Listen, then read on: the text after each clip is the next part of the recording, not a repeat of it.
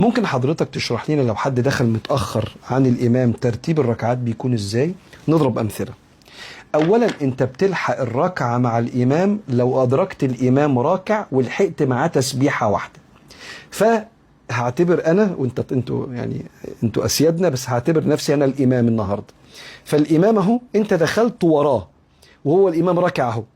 أول ما دخلت قمت أنت راكع ورا الإمام ولحقت تقول سبحان الله، لحقت مدة سبحان الله. أم سيدنا الإمام سمع الله لمن حمده أنت ربنا ولك الحمد، كده أنت لحقت الركعة دي. فلما سيدنا الإمام على سبيل المثال يكون بيصلي الركعة الثانية في العشاء، فأنت دخلت معاه لحقت الركعة الثانية في العشاء، يبقى فاتك قد إيه؟ فاتك ركعة. فهتكمل مع سيدنا الشيخ الإمام لحقت الركعة الثانية اهو. لكن لو دخلت وسيدنا الشيخ أنت لسه بتقول الله أكبر، الله كان سيدنا شوف سمع الله، فما لحقتش تركع مع الإمام والإمام كان قام، يبقى أنت ما لحقتش الركعة دي. هتقول الله أكبر وتسجد مع سيدنا الشيخ، بس مش هتحسب الركعة دي. لحوق الركعة إنك تلحق الإمام راكع وتلحق تقول ولو كلمة سبحان الله بس.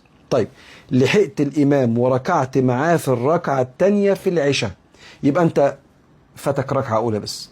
سيدنا الشيخ خلص، أنت مكمل معاه بقى، وهتكمل معاه الركعة الثانية وتقعد للتشهد مع الإمام، ثم الركعة الثالثة، ثم الركعة الرابعة، وتقعد للتشهد الأخير، ترفع خلاص قال السلام عليكم ورحمة الله، السلام عليكم ورحمة الله، الله أكبر، ناقص لك ركعة. عندك فيها اختيارين، يا تقول الفاتحة وسورة قصيرة، يا تقول الفاتحة بس، لحديث النبي صلى الله عليه وسلم للشخص اللي دخل والإمام بيصلي قال فما أدركتم فصلوا وما فاتكم فصلوا، ورواية تانية ما أدركتم فصلوا وما فاتكم فأتموا.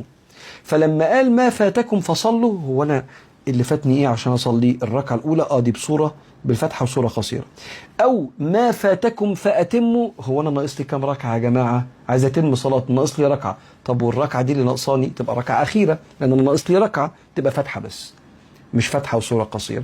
فلما النبي قال كلمتين ما فاتكم فصلوا، يبقى اللي فاتني الركعة الأولى فتحة وصورة قصيرة، أو ما فاتكم فأتموا، ناقص لي ركعة في العشاء، صليت 3 ناقص 1، يبقى الأخيرة دي ما فيهاش صورة قصيرة.